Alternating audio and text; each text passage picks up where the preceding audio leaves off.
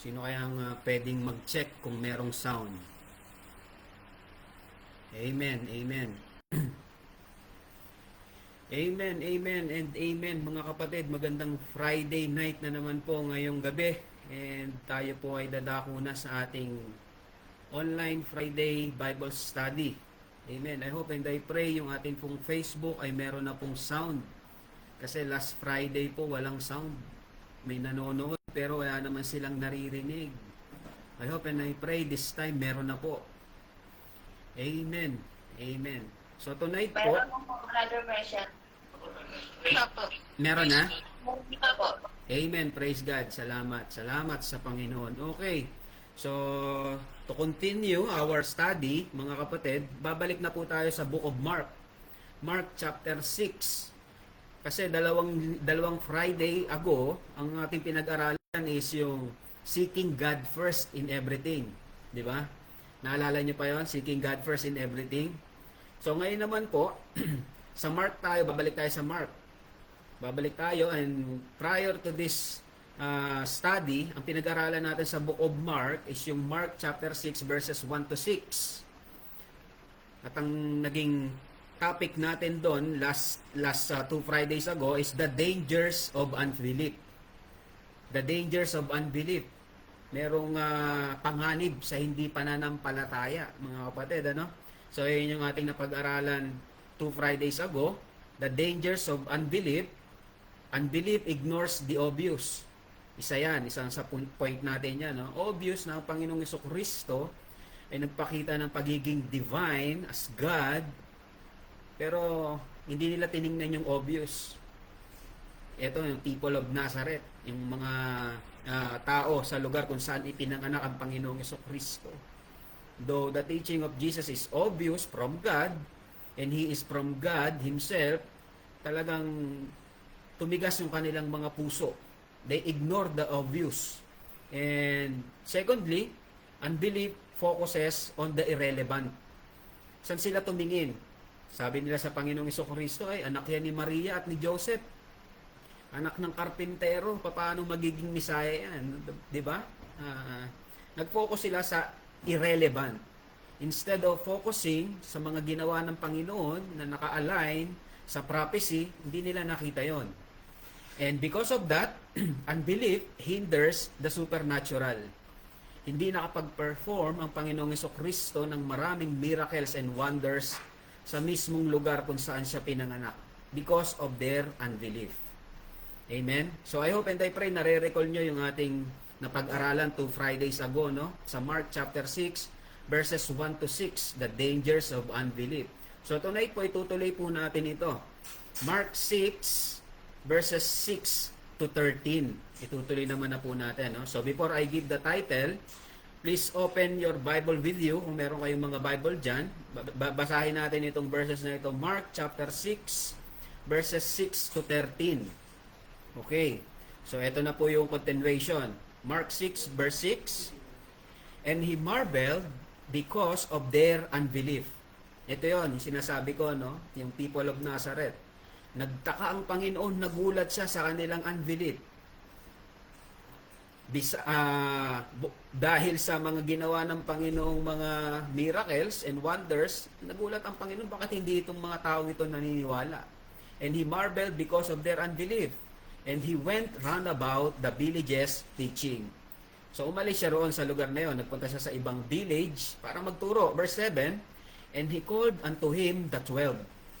Ito yung mga apostles, 12 apostles, and began to send them forth by 2 and 2, and gave them power over unclean spirits. Verse 8, and commanded them that they should take nothing for their journey, save a staff only, no scrip, no bread, no money in their purse. So, ayun yung bili ng Panginoon. Verse 9, but be shod with sandals and not put on 2 coats. Verse 10, and he said unto them, in what place soever ye enter into an house, there abide, till ye depart from that place. Verse 11, and whosoever shall not receive you, nor hear you, when ye depart thence, shake off the dust under your feet for a testimony against them. Verily I say unto you, it shall be more tolerable for Sodom and Gomorrah in the day of judgment than for that city. And they went out and preached that men should repent. Verse 13, last verse. And they cast out many devils, and anointed with oil many that were sick, and healed them. Amen. Salamat po sa pagbasa ng salita ng Panginoon. So, I hope and I pray nakita po natin yung picture ng ating binasa, no? Kung ano yung nangyayari dito.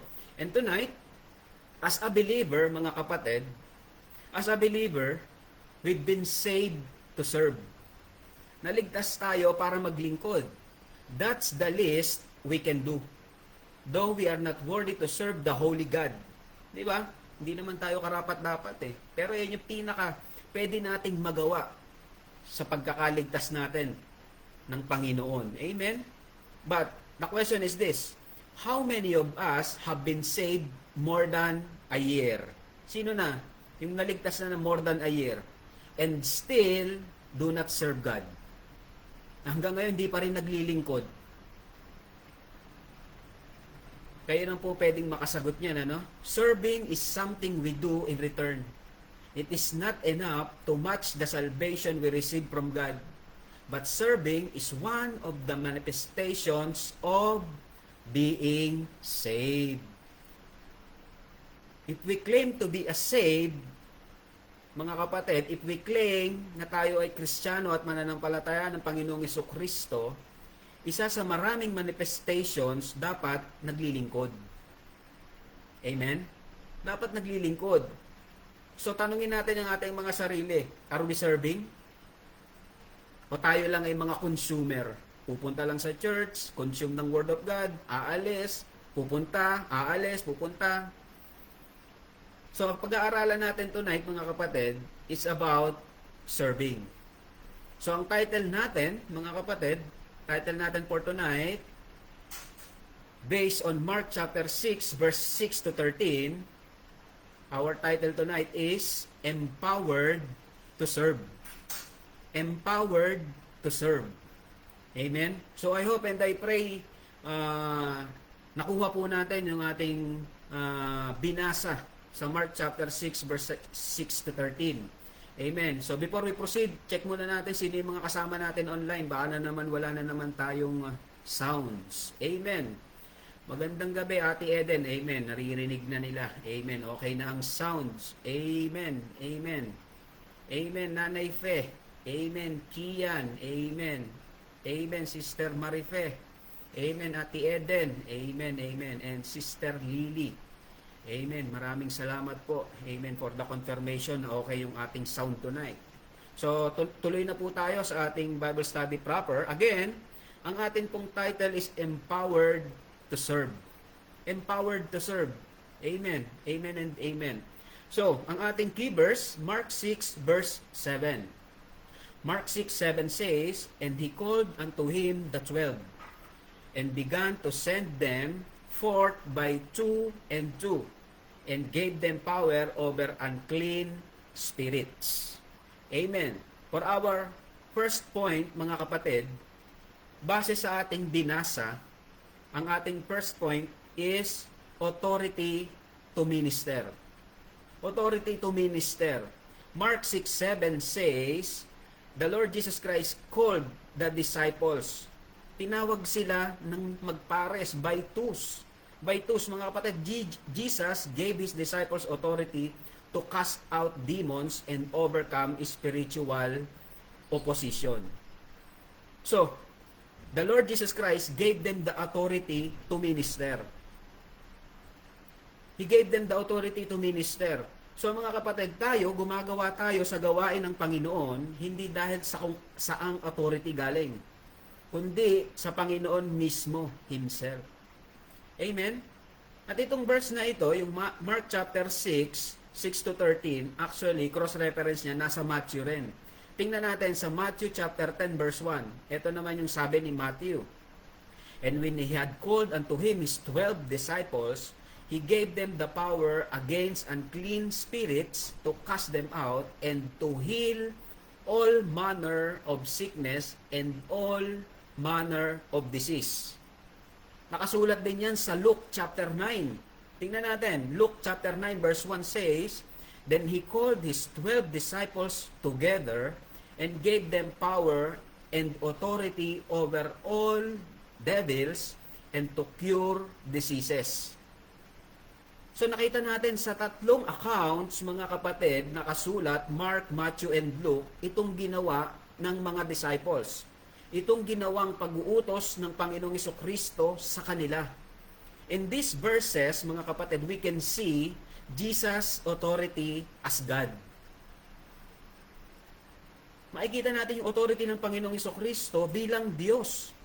And He demonstrated by His giving authority to His disciples to do the works that He is doing. Kasi prior to this chapter, mga kapatid, itong Mark chapter 6, kung babalik tayo, 4 and 5, nakita natin na itong pagpapagaling ng mga may sakit, pagpapalayas ng mga masamang espiritu, ginawa ng Panginoon. And this time, the Lord Jesus Christ is giving His disciple the authority to do these things as well. Amen? For our first point, mga kapatid, authority to minister, galing yan sa Kanya. Galing yan sa Kanya. The disciples performed miracles to authenticate their apostleships and to make Jesus known as the Son of God, the Messiah. So yun yung purpose, mga kapatid. To authenticate yung ginawa ng Panginoong Jesucristo and the authenticity of their works as an apostle of the Lord Jesus Christ. And to prove to people that Jesus Christ Himself is the Son of God and the Messiah they are waiting for. Amen? So, the Lord Jesus Christ gave them the authority to minister, power over unclean spirits. Pero mapapansin nyo, mga kapatid, nowadays, mga kapatid, these miracles, meron din mga nagagawa ng mga miracle crusades ngayon eh. Napansin nyo ba yan? Maraming miracle crusades ngayong nangyayari. This is totally different from that day. Today's healing and crusades, mga kapatid, where miracles are often done for fame. Ngayon, ginagawa yung mga miracles para sumikat. Para makilala yung grupo. To attract crowds. At nakakalungkot, for financial gain. Rather than to lift up Jesus' name. Amen? Totoo ba? Nangyayari yan. Maraming ganyang samahan. Aakitin yung mga tao, we will perform miracles, magpapalakad tayo ng mga pilay, magpapamulat ng mata ng mga bulag. But the purpose is totally different sa ginawa ng mga apostles. Not to authenticate that Jesus is the Son of God, but to have their personal interest na makuha nila. Amen? The miracles we can show people ngayon, mga kapatid, sa atin naman bilang challenge, mga mananampalataya, hindi na natin kaya magpagaling. Ako, hindi ko kayo kayang pagalingin. Hindi ko kayo kayang palakarin kung kayo man ay pilay. Pero the miracles we can show people that our message is true and our message is from the Lord, mga kapatid, alam niyo kung ano? Our changed lives. Yan yung greatest miracle na pwede nating ipakita sa mga tao. Amen? So therefore, it is difficult to share the gospel of Jesus if our testimonies are contradicting our message. So mahirap yon. Sasabihin natin, we love God, we love souls, pero ang dami nating hindi kasunduan. Ang dami nating hindi kayang patawarin. Ang dami nating hindi gustong makita. Di ba? Paano natin mabibigyan ng authenticity yung ating message kung hindi nakikita sa ating buhay? Di ba? First point natin, mga kapatid, authority to minister. Yan yung ibinigay sa atin ng Panginoon nung tayo ay naligtas. And it is a privilege, mga kapatid. The apostles gave, the Lord Jesus Christ gave them the power over unclean spirits. At tayo rin meron na yan. Bilang mga ligtas ng Panginoon, niligtas ng Panginoon, the Holy Spirit is indwelling in us. So wala nang power sa atin yung unclean spirits. Kaya yun yung ating message na dala. Amen? So, the Lord Jesus Christ gave them the authority to minister. Power over unclean spirits. At ano pa? Sent them in pairs. Pinahayo sila ng Panginoon ng by twos.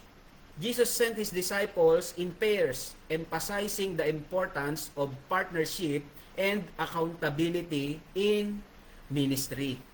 So, hindi ba kayo nag-iisip, bakit kaya by twos? Pwede namang tatlo, pwede namang by four, pwede namang 5, o kaya 6, hatiin yung 12 disciples.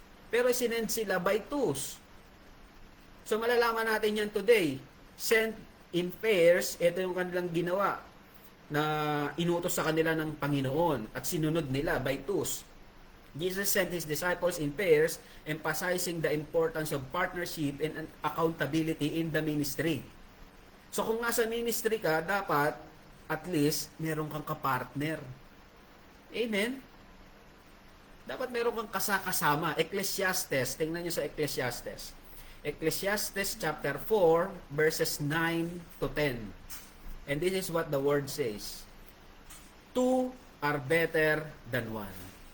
Amen? So, yun pala. Kaya sila pinahayo ng Panginoon by twos because 2 are better than 1. Ecclesiastes chapter 4, verse 9. Because they have a good reward for their labor. Maraming magagawa pag may kapartner ka nakasama sa gawain. Anong kasunod? For if they fall, the one will lift up his fellow. But who to him that is alone when he falleth? For he hath not another to help him up. So pag nadapa yung isa, wala magtutulong sa kanya para tumayo. Di ba? So ganyan yung kagandahan ng may kasama. And makikita rin natin yan sa Acts chapter 13 verses 2 and 3. Ito yung nangyari. Kasi ang pattern natin ang Church of Christ in the New Testament. At sa Book of Acts, makikita natin na sinendrin sila by twos. Acts chapter 13 verses 2 and 3.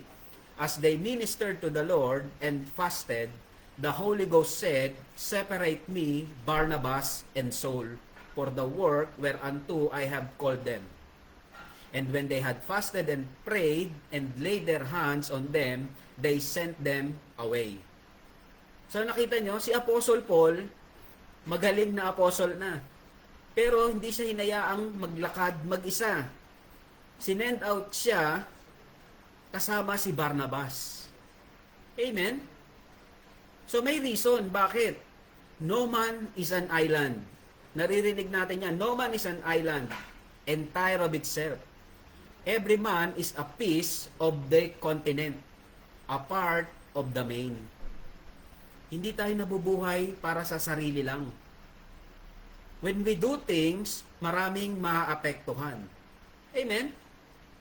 And this quote, mga kapatid, no man is an island, actually, ito ay ini-emphasize that humans are social creatures and are interconnected with others. Amen? At sa gawain ng Panginoon, dapat meron tayong kasama. Meron tayong kasama. Dapat partnership. Ang gawain, mga kapatid, is partnership. Ang nakakalungkot lang ngayon, yung iba nagiging kompetensya. Pagka hindi kita ka-church, ayaw kitang kasama, ayaw kitang ka-fellowship. Hindi ganun, mga kapatid.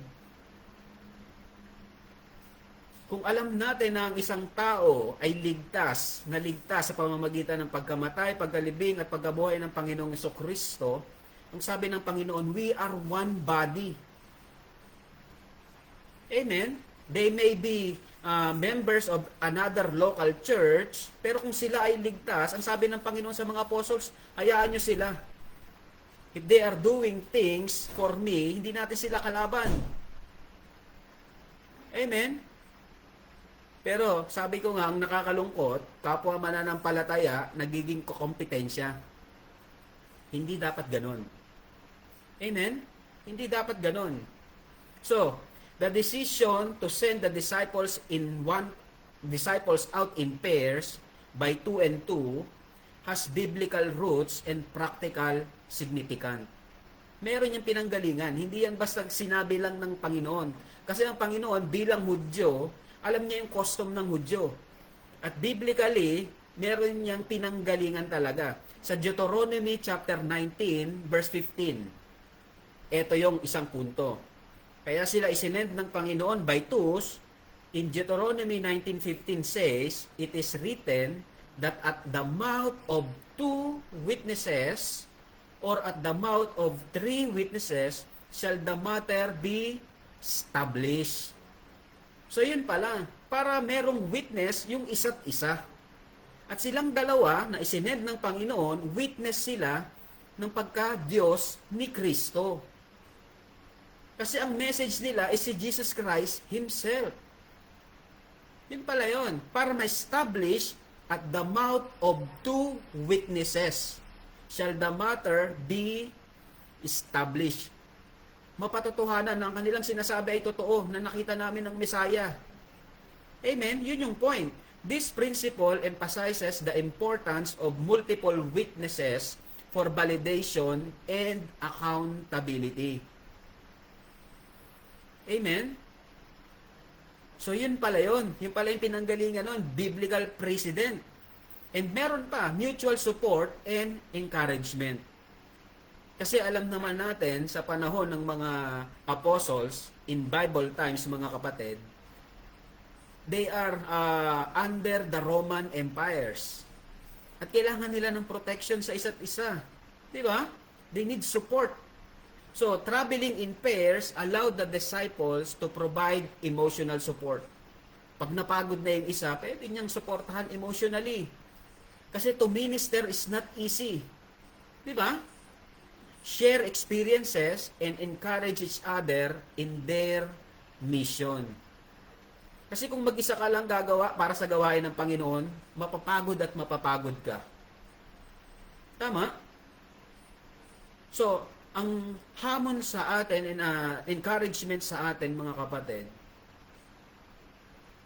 partner to your fellow believers in doing the work of the Lord. Hindi mo yan kayang mag-isa. Di ba?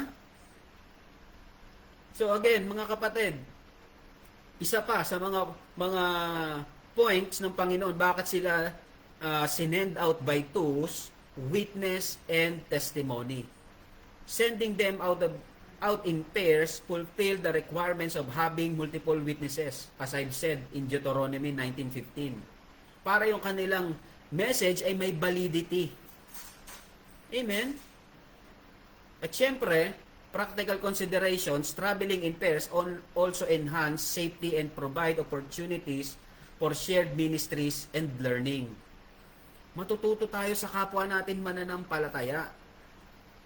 Amen? Dapat ganon. Hindi yung alam mo na lahat. Kaya ko itong mag-isa. Hindi ko kailangan ng kasama. Di ba? So, yan na yung ating sub-points, mga kapatid. Sa point number 1 natin, empowered to serve. Point number 1 natin, authority to minister. Binigyan sila ng authority ng Panginoon to minister, power over unclean spirits, and sent in pairs. And thirdly, third sub-point natin, this is the extension of Jesus' mission. Extension ito ng mission ng Panginoong Jesucristo. The disciples' authority and mission were an extension of Jesus' own ministry and message. Sa Panginoon galing itong ministry na ito at binigay sa kanila to extend it. And it is a privilege for the apostles to do that. At sana ganun din tayo. na ang paglilingkod sa atin ay pribilehiyo. Di ba? John chapter 20 verse 21. Ito ang sabi ng Panginoong Jesucristo. John 20:21 says, "Then said Jesus to them again, Peace be unto you. As my Father hath sent me, even so send I you." So ginagawa ng mga apostles yung kanilang mga dapat na ginagawa dahil sila ay isinend out ng Panginoon. At ito ay extension ng misyon ng Panginoong Jesucristo to fulfill the Great Commission. Amen. Matthew 28:19-20, alam naman na natin yan. I hope and I pray kung mananampalataya ka, alam mo yung Great Commission na yan. But for the sake of our study, let's read Matthew 28 verses 19-20. Ang Panginoong Jesucristo, sabi niya sa kanyang mga mananampalataya, mga kapatid, hindi lang po to sa mga pastor. Hindi lang po to para sa mga missionaries. Sa lahat ng mananampalataya, sinabi ito ng Panginoong Jesucristo. And if you claim to be the follower of the Lord Jesus Christ, listen to this. Ito ay sinasabi niya sa iyo. Matthew chapter 28, 19 and 20. "Go ye therefore and teach all nations." Kung mananampalataya ka, sabi ng Panginoon, "Go ye therefore and teach all nations." Unang question, ano ang iti-teach mo? Paano ka magti-teach kung hindi mo alam ang salita ng Panginoon? Paano kang mag-go kung hindi ka naman ligtas? Amen? Some of the questions we need to answer. "Go ye therefore and teach all nations." Paanong all? Ang katawan natin, hindi naman tayo omnipresent gaya ng Diyos. Naandun lang tayo, one place at a time. Paanong all? Diyan pupunta yung role ng mga missionaries. They are going na representative natin kung tayo ay magsosupport sa kanila in prayer and in finances. Amen? So go ye therefore and teach all nations, baptizing them in the name of the Father and of the Son and of the Holy Ghost, teaching them to observe all things whatsoever I have commanded you, and lo, I am with you always, even unto the end of the world. Amen. So malinaw yun, mga kapatid. What we are doing is the extension of God's or the Lord Jesus Christ's mission. So they are sent out by twos to extend the mission of the Lord Jesus Christ. Amen? So ganyan din tayo dapat. Ganyan din dapat yung ating ginagawa. As believers, we are apologists. Apologists, whether we like it or not. Ano ba yung apologist? Apologetics to actually comes from the Greek word apologia, which means a verbal defense. Yung Kristiyano, mga kapatid, Christian apologetics, or apologists, is the one who answers any questions and all critics who oppose or question the revelation of God in Christ Jesus and in the Bible. So whether we like it or not, we are apologists. We need to and we must answer those who ask about our faith and why we are doing what we are doing. So pag tayo ba tinanong, paano mo naman nasiguradong ligtas ka? Ano naman yung nakapagligtas sa iyo? Kaya ba nating sagutin yan? So it is a challenge, mga kapatid. It is a challenge. We are witnesses to Christ. Amen? The apostles were sent as an extension of the Lord Jesus Christ's own ministry and message. That's why it's a challenge and an encouragement to every believer to be ready to answer questions about our faith and practice. Kapag tinanong ka, bakit every Friday hindi ka namin mahila? Sasabihin mo, may Bible study. Bakit ka naman nagba-Bible study? Dapat alam natin yung sagot. Diba? That is part of being Christian. That is part of being a believer of the Lord Jesus Christ.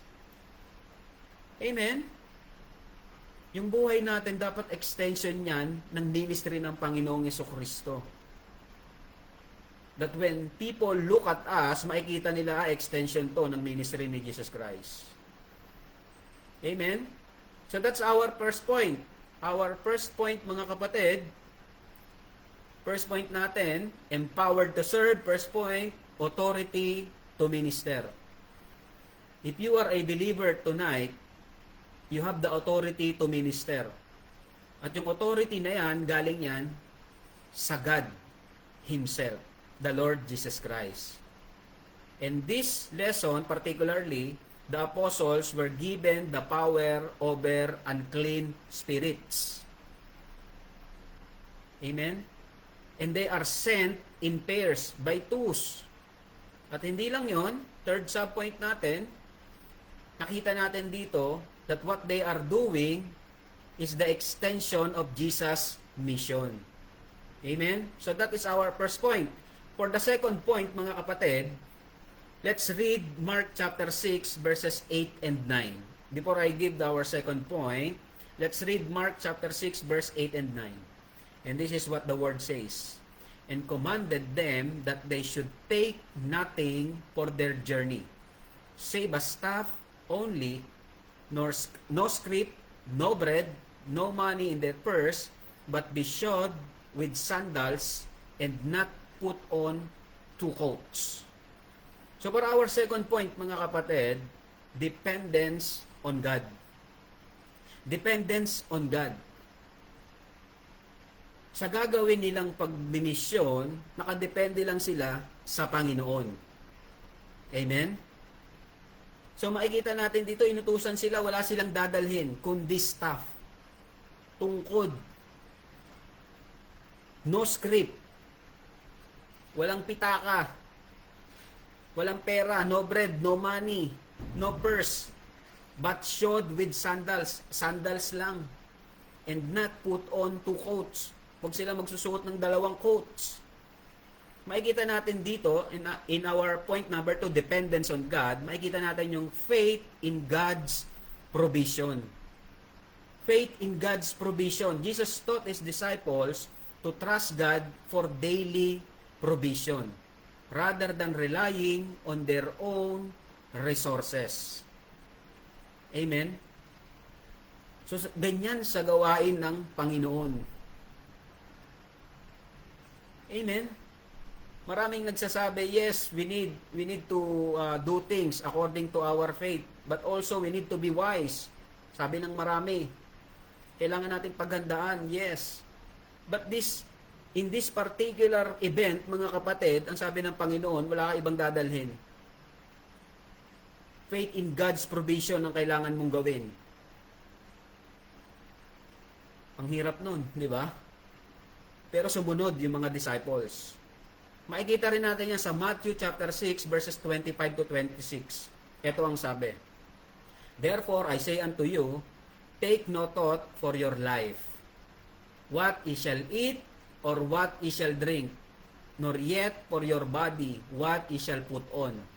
Is not the life more than meat, and the body than raiment? Behold, the fowls of the air, for they sow not, neither do they reap, nor gather into barns, yet your heavenly Father feedeth them. Are ye not much better than they? Amen? So yan ang sabi ng Panginoon. Kung itong mga ibon sa himpapawid, pinapakain ng Panginoon, masigit ka pa ba sa mga ibon? Masigit pa ba ang mga ibon sa iyo? Amen? Ang kailangan lang natin, sumunod. Kahit hindi alam ang kasunod. Amen? Yan yung faith. Yan yung faith. At maraming ayaw yan. Maraming ayaw yan. Whether we admit it or not. Siguristang tao. Saka ako susunod pag okay lahat. Eh paano kung hindi okay? Hindi ka na magiging masunurin sa Panginoon. Di ba? Philippians 4:19. Philippians 4:19 says, but my God shall supply all your need according to His riches in glory by Christ Jesus. If you are doing the things of God, makakaasa ka dito sa Philippians 4:19. Kasi ang problema mga kapatid, itong Philippians 4:19, maraming nagki-claim pero hindi naman naggagawa sa Panginoon. They love to claim Philippians 4:19, my God shall supply all my need according to His riches and glory by Christ Jesus. Pero wala namang ginagawa sa ministry. Hindi naman nagbibigay sa mission. Hindi naman nag-offering. Tapos pag nagipit, sasabihin, but my God shall supply all my need. Hindi yun yung context nito, mga kapatid. Apostle Paul write this to the Philippian believers, mga kapatid, sa Philippi, sa church in the Philippi, kasi sila nagbibigay. Amen? You cannot claim this verse kung hindi ka naman nagbibigay sa Panginoon ng time, talent, treasure. Amen? So mga kapatid, makikita natin dito, dependence on God, point number 2 natin. Faith in God's provision. Pag nasa ministry ka, kailangan i-practice mo yan. Kasi kung hindi mo ipapractice yan, magkukwit ka. Siguradong magkikwit ka lang. Amen? And this chapter, mga kapatid, ng Mark, chapter 6, and verse 8 particularly, provides more context to Jesus' instruction to His disciples. Ano yung command? By commanding them to take nothing for their journey except a staff.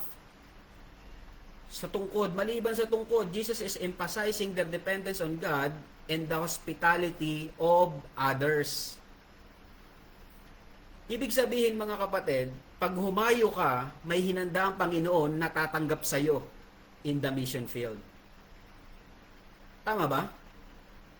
Sasabihin ng iba, hindi ako maniniwala dyan, sinong tatanggap sa akin? Ang Panginoon ay all-knowing. Kapag isinend ka niya, meron nang nakaprepare sa iyo. Amen? And that's the power of God.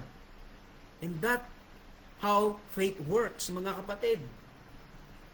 At dito makikita natin may staff, di ba? In this context, the staff represents authority and protection, symbolizing God's presence and guidance. Amen? Sa ngayon, ano yung staff natin? Sa tingin nyo? The Bible. Ito. Ito yung authority natin. Symbolizes the authority and the presence and guidance of God. Kapag humayo tayo, ito yung dala natin. Di ba? And the provision on carrying a scrip, a bag for provision, bread and money highlights the disciples' reliance on God's provision and the generosity of those who would encounter on their journey. So alam ng Panginoon ang pangangailangan mo pag nasa mission field ka. Hakbang lang. Amen? These instructions, mga kapatid, reflects Jesus' desire for His disciples to embody a lifestyle of radical trust and faith. Yun yung difference natin, demonstrating their commitment to spreading the gospel message by renouncing material possessions and relying on God's provision. The disciples would demonstrate their prioritization of spiritual pursuits over worldly concerns. Amen?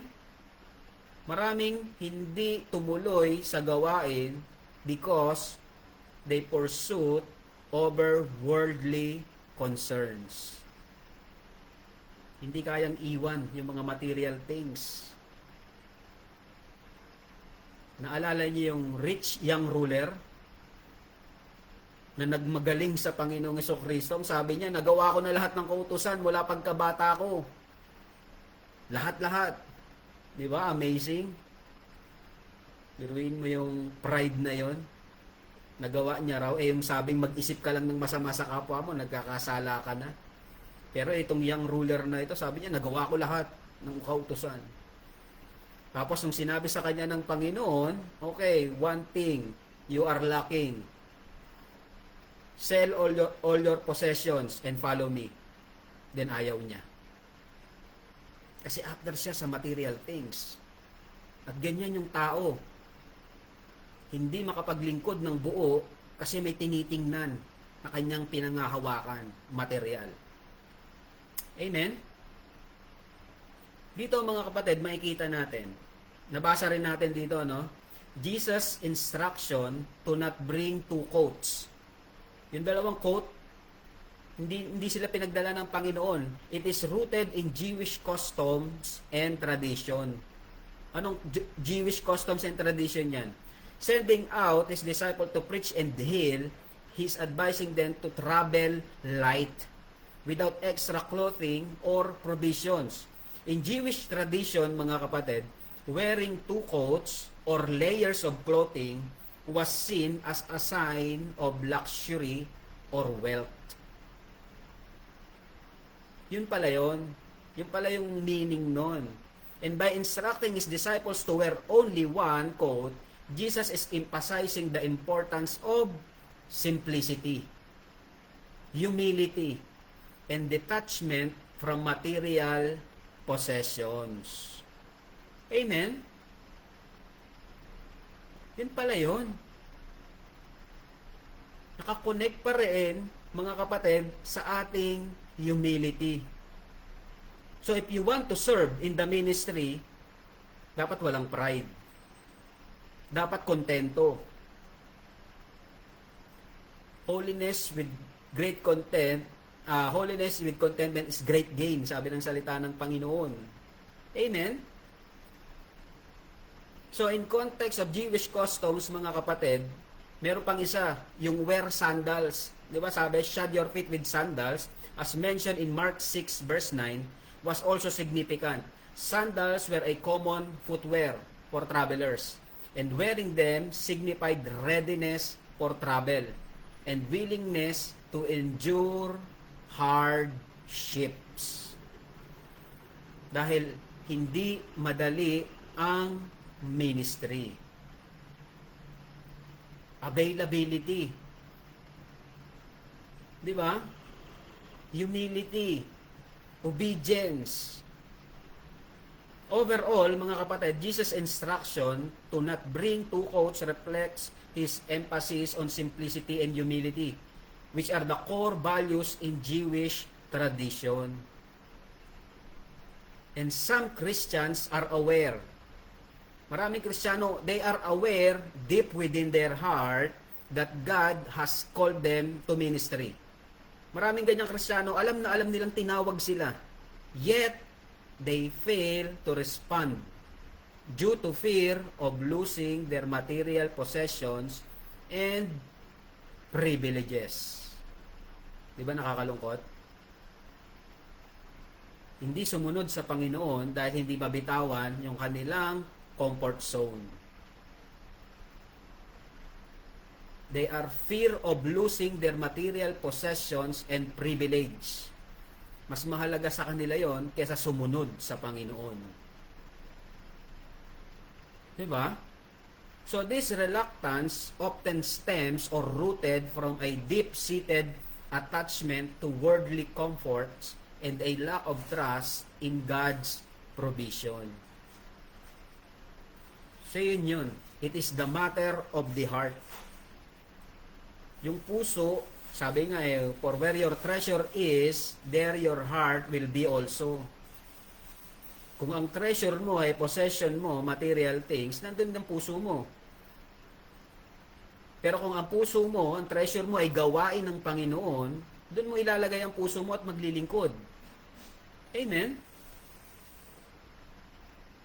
So, Jesus' teaching in Mark, chapter 6, verses 8 and 9, yung sa pagdala lang ng staff, wala ka na ibang dadalhin, kundi sandals, mga kapatid, emphasizes the importance of prioritizing spiritual pursuits over material concerns. Amen?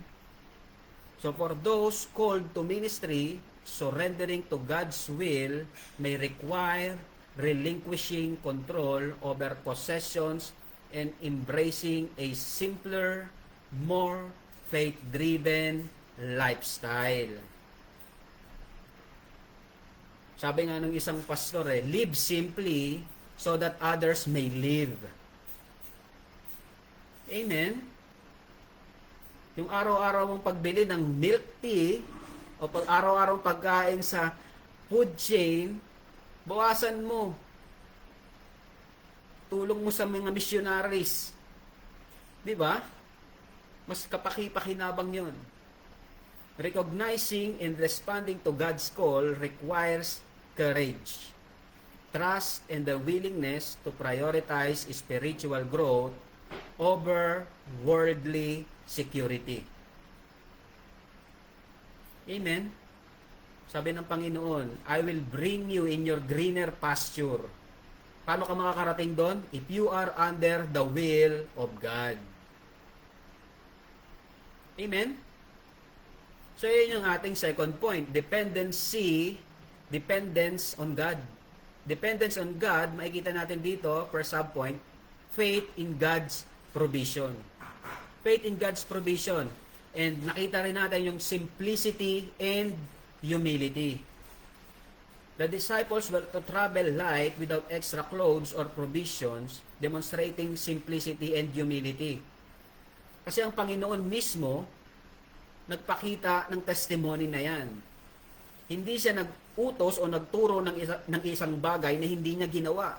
Matthew chapter 8 verse 20. Matthew chapter 8 verse 20 says, And Jesus saith unto him, The foxes have holes, and the birds of the air have nests, but the Son of Man hath nowhere to lay his head. Kung susunod ka sa akin, ito yung kahihinatnan mo. The Son of Man, the Lord Jesus Christ says, The foxes have holes, the birds of the air have nests, but the Son of Man hath nowhere to lay his head. Nakita niyo yun? So kung sinasabi natin we are followers of the Lord Jesus Christ, dapat we are following His footsteps. Amen? 2 Corinthians 8:9. For ye know the grace of our Lord Jesus Christ, that though He was rich, yet for your sakes He became poor, that ye through His poverty might be rich. Amen? So makikita natin simplicity and humility unang-una ng commander-in-chief. Yung nagbigay sa kanila ng command to go. The Lord Jesus Christ, nagpakita niyan. First, para meron silang pattern na susundan. Amen? So mga kapatid, to be saved is different from following Christ.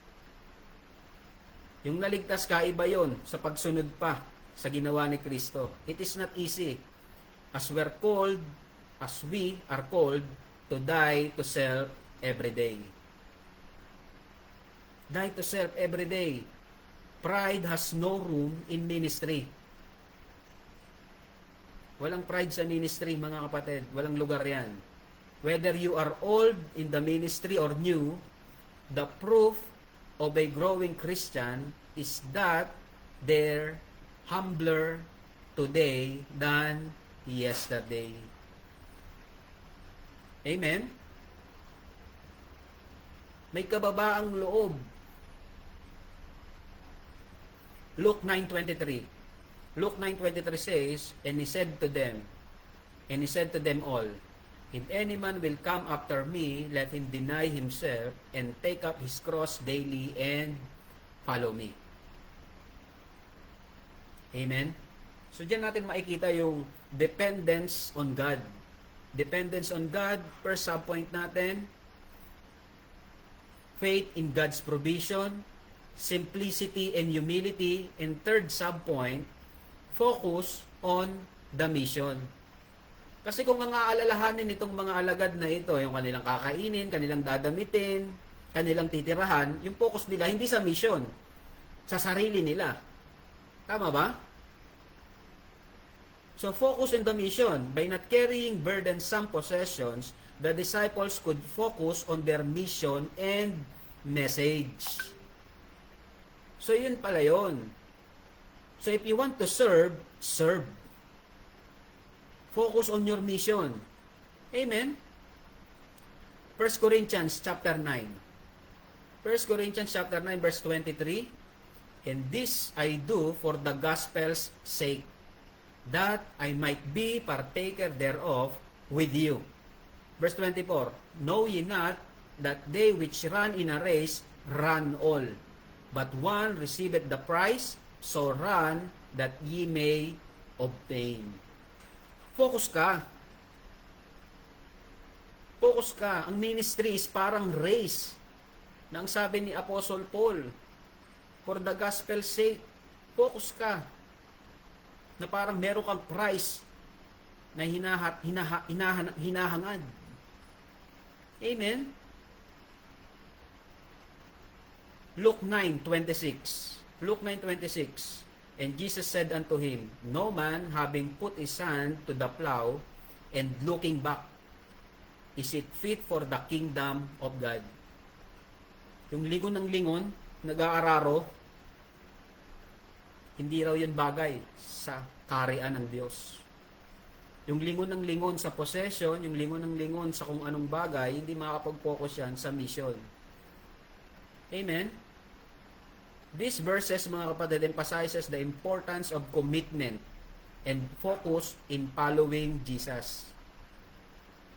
Highlighting that one cannot serve God effectively while looking back at past things or being distracted. Amen? So know why you are serving. Go back to the reason why you are called.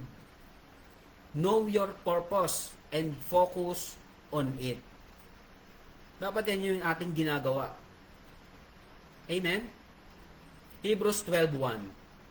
Hebrews chapter 12 verse 1 says, wherefore, seeing we also are compassed about with so great a cloud of witnesses, let us lay aside every weight and the sin which doth so easily beset us, and let us run with patience and the race that is set before us. Amen? Ang sabi ng writer ng Hebrews sa chapter 12 verse 1, yung tumatakbo sa race, he lay aside every weight. Di ba? Nakapanood na kayo ng marathon? Lahat yon ang suot nila, napakagaan para makatakbo sila ng maayos. At sa atin bilang mananampalataya, if we are following Christ, ang sabi ng salita ng Panginoon, let us lay aside every weight and the sin, mga kasalanan which that so easily beset us. Ayan naman talaga yung nakakapagpahinto ng ating paglilingkod kasalanan. Amen? Kapag nakagawa tayo ng kasalanan, aatakihin tayo ng kalaban. Sasabihin, hindi ka talaga karapat dapat sa paglilingkod. O kita mo, binigyo mo na naman ng Panginoon. Amen? Sisirain ng kalaban yung loob mo. Huwag ka na magpatuloy. Kita mo, nung nakaraan lang, naggawa ka na naman ng kasalanan. Kasalanan mo na yan kahapon, kasalanan mo pa rin hanggang ngayon.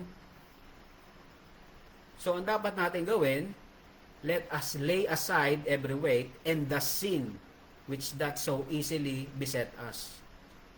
Panindigan na natin, maging mananampalataya. If you claim to be a Christian, panindigan mo na yan. Amen? So, this verse, mga kapatid, encourages believers to shed hindrances, including the besetting sins, and persevere in their faith journey inspired by the examples of faithful witnesses. Maraming nauna sa ating mga faithful believers Yun yung gayahin natin. Amen? And especially the Lord Jesus Christ. So dito natin muna tatapusin yung ating Bible study. 2 points muna tayo. Yung third point, next Friday na. Amen? So I hope and I pray nakita natin yung importance ng paglilingkod.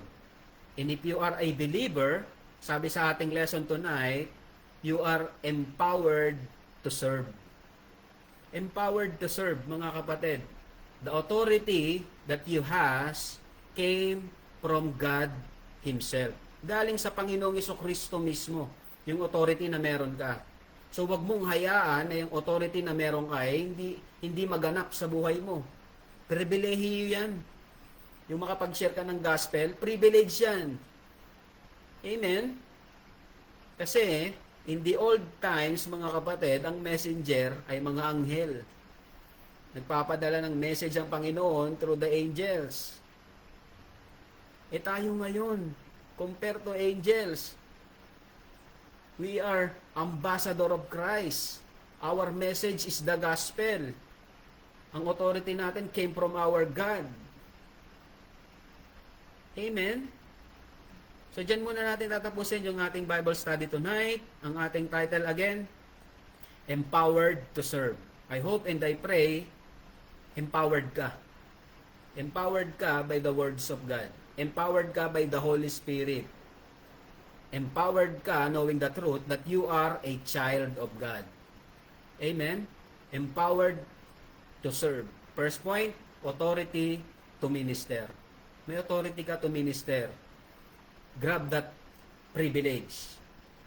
At pangalawa, because meron kang authority to minister, ang kailangan mong gawin, point number 2, dependence on God. You cannot do it on your own. Not with your own might.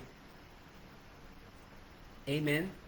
So I hope and I pray, naging blessing and reminder itong ating Bible study tonight. And next week, third point natin, tatapusin natin yung ating third point. Accountability and response. So meron tayong third point, accountability and response. At yan yung ating pag-uusapan next Friday. So mga kapatid, God bless you and to God be the glory. Amen? So dito natin tatapusin yung ating Bible study tonight. I hope and I pray nakapaghatid dito ng kapurihan sa Panginoon. So to God be the glory. So tatapusin muna natin yung ating Facebook Live. Tingnan natin sino yung ating mga nakasama tonight. Amen, amen, and amen. Ate Eden, amen. Salamat, nakasama ka. And si Sister Lily, amen. Si Nanay Fe, amen. Si Brother Kian, I believe na andyan din niya si Sister Lude at si Sister Menchi. Sister Marife, amen. Amen and amen. Si Sister Chris, amen. Si Tata Chris, amen. Sino pang nandyan? Si Sister Jolly, amen. Sister Jolly, good evening. And Sister Ocampo, amen. Ate MJ, amen. Ate MJ, maraming salamat. And si Mitch, amen. Salamat Mitch at naandyan ka, no? Si Brother Benjamin sa Cavite, amen. Sa Pasong Saging, amen. Maraming salamat sa pagsama nyo sa aming gabi. I hope and I pray naging pagpapala po ang salita ng Panginoon sa ating lahat for His honor and glory. Tapusin po natin ang ating Bible study tonight. And good night. Have a good night rest and to God be the glory. Kita-kita po ulit tayo next Friday. God bless you mga kapatid. See you next Friday.